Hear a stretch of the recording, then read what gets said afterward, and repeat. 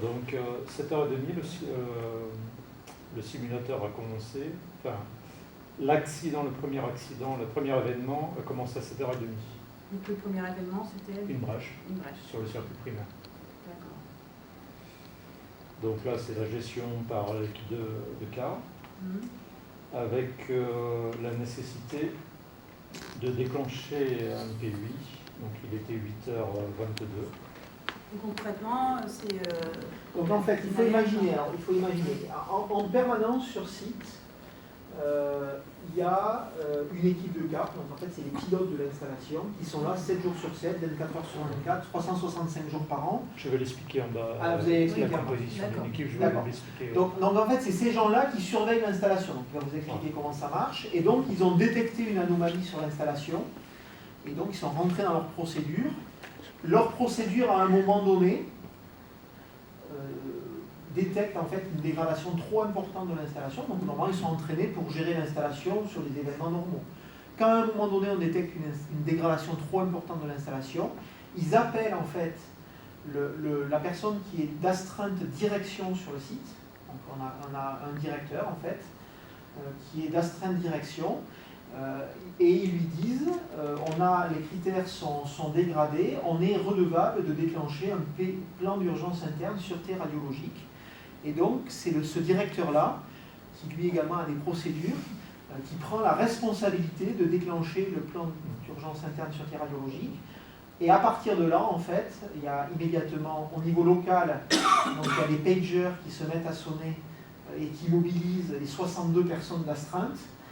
Et ça déclenche au niveau national, côté EDF, pareil, un système de pager qui déclenche la mobilisation de toutes les équipes nationales EDF, et ça déclenche également tout ce qui est ASN, IRSN, préfecture, toutes les autorités.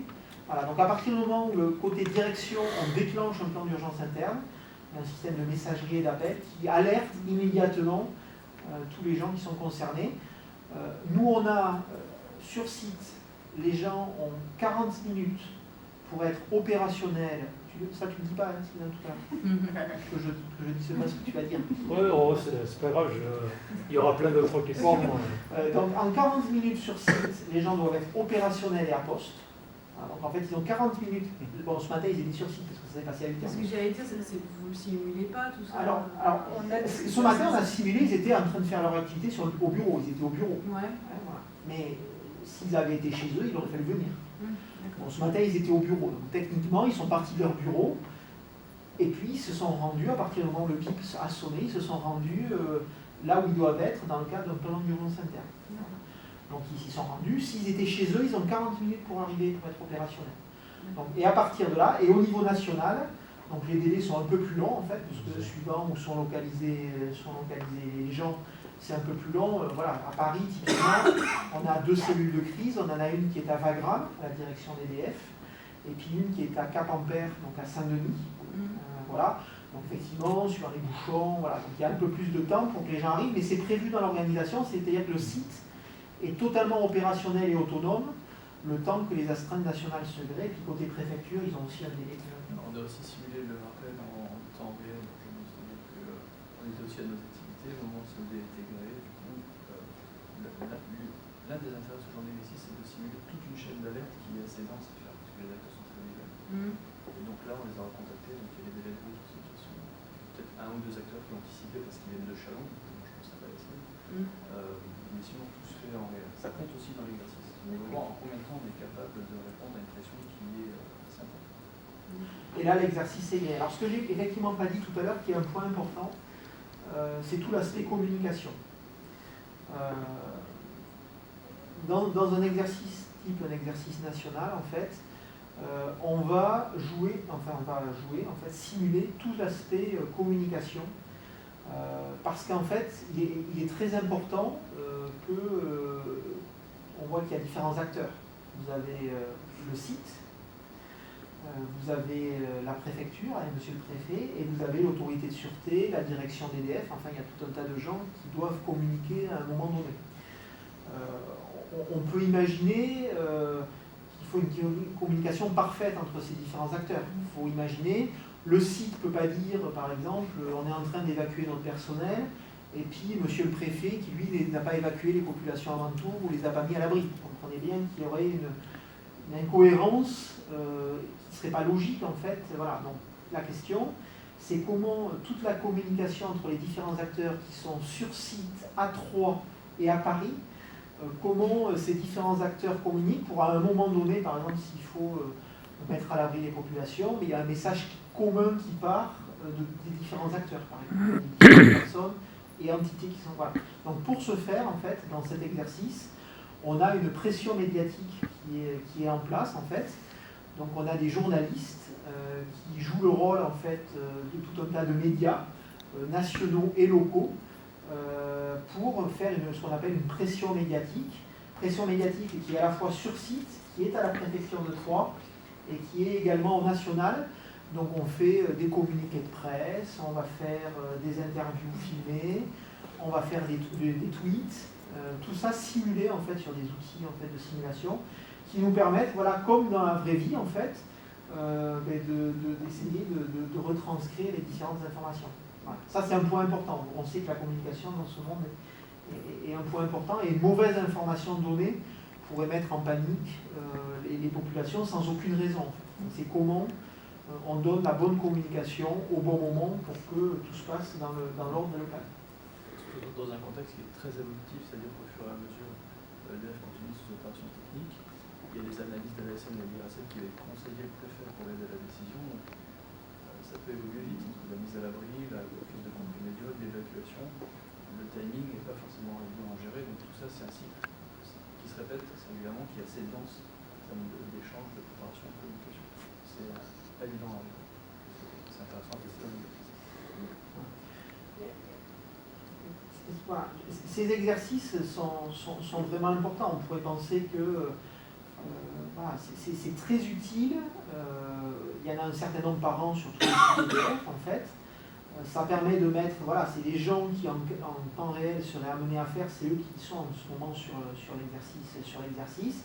Et puis à l'issue de l'exercice, on va tous se mettre autour de la table et puis on va regarder ce qui a bien marché.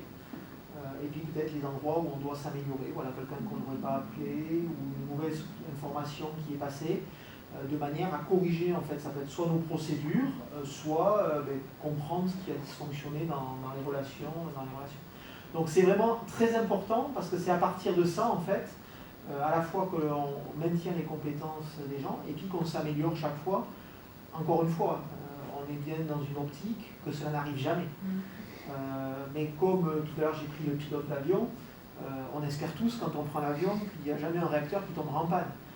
Maintenant, le jour où le réacteur tombe en panne, on a envie que le pilote soit formé. Et en fait, l'exercice, c'est ça le but de l'exercice. On espère tous que ça n'arrivera jamais. Et les moyens techniques qui sont en place nous laissent penser quand même qu'on a une probabilité extrêmement faible pour que ça arrive. Pour autant, le jour où ça arrive, il faut que les gens ils soient totalement opérationnels, qu'ils ne se posent pas de questions. Chacun sait où il doit aller, c'est un peu une organisation un peu militaire quand même, dans le système.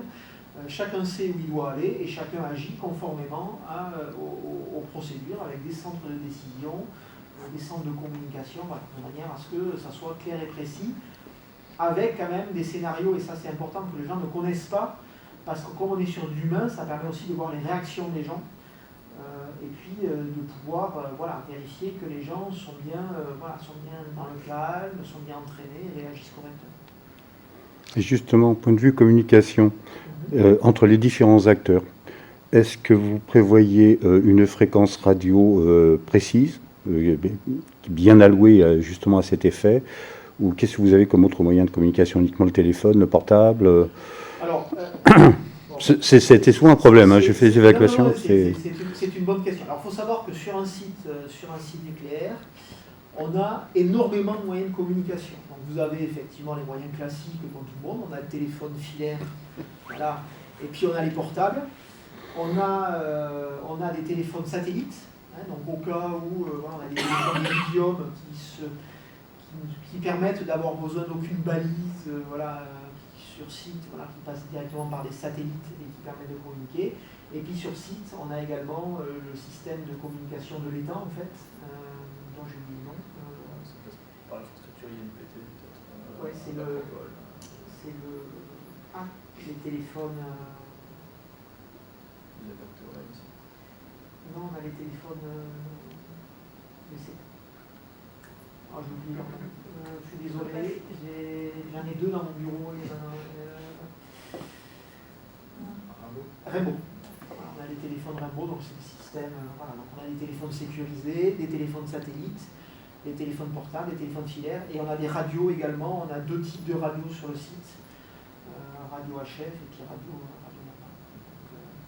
Donc on a les moyennes qui sont doublés voire triplés pour pouvoir communiquer sur le site. Et du coup, pour pouvoir échanger sur la communication comme sur les réseaux de points, tout un cycle d'audioconférence qui se met en place. C'est très structuré, ça se suit pour être sûr qu'on donne l'information et dans le temps, c'est assez concentré. Et du coup, on se retrouve tous autour de ces audioconférences. C'est vraiment ce qui cadence, pour la communication, c'est vraiment très important, c'est ce qui cadence la décision et la communication. Avec un PC prédéterminé ou un PC que vous déterminez le moment venu, quoi, en fonction des événements. Un PC, un poste de commandement, où tout se recentralise. Tout est, non, alors quand je dis c'est une structure militaire, c'est une structure militaire. Hein, c'est-à-dire que... Je le comprends bien. Enfin, on ne va pas aller au BDS, mais il faut voir que chacun a une chasuble avec sa fonction qui est dans le... D'accord. On verra sur simulateur qui est dans le dos. Ceux qui en font partie ont une chasuble. Voilà. Chacun a des consignes très très claires avec exactement ce qu'il doit faire, qui doit appeler à quel moment. Et dans ce cadre-là, en fait, effectivement, tous les heures et demie, il y a des audioconférences qui sont calées en fait entre monsieur le préfet, le directeur de crise ici, le directeur de crise nationale, puisque côté national, voilà, il y a une cible de crise qui se monte, plus la SN, plus l'IRSN. Et là, en fait, c'est là où les gens partagent techniquement et puis aussi sur ce qui se passe dans l'environnement. Voilà, donc c'est très très calé, si vous voulez, il y a des timings très précis. Et pour vous dire jusqu'à quel point, il y a des gens dont la fonction dans l'exercice est de surveiller le temps. C'est-à-dire qu'il y a quelqu'un dans l'exercice, au poste de commandement, sa mission, c'est de dire dans 10 minutes audioconférence, dans 5 minutes audioconférence, et puis si une demi-heure après, il y a un point particulier, et voilà, c'est lui qui a le chronomètre. Donc, il y en a un dans la fonction, c'est le chronomètre en fait. Il y en a un autre, la fonction, c'est de tenir le tableau de bord. Donc lui, voilà, à telle heure, monsieur un tel a appelé, voilà l'information qui a été donnée. Donc, c'est pour vous dire, si vous voulez, c'est très très structuré. Et les gens, en fait, le but de ça, c'est qu'ils s'entraînent à faire ça, en fait. C'est-à-dire qu'il y a des outils qui existent, justement pour avoir cette structuration et que chacun sache quel rôle il doit jouer. Mais la préfecture, ça doit être... c'est pareil. En fait, on active le centre opérationnel départemental, qu'on active pour tout type de crise. En fait, les acteurs viennent régulièrement s'introduire chez nous, on a une table de décision et qu'on a des cellules tout autour qui sont attribuées à chaque acteur opérationnel qui viennent régulièrement nous. Tout le monde connaît le matériel, tout le monde sait ce qu'il doit faire et c'est calé aussi. Il n'y a pas de... Dessus, la seule chose qui change, c'est la modalité de gestion de la crise nucléaire qu'on fait pas régulièrement comme les autres exercices, on fait tous les 5 ans. Mais l'obligatoire est un peu plus régulièrement dans le cadre de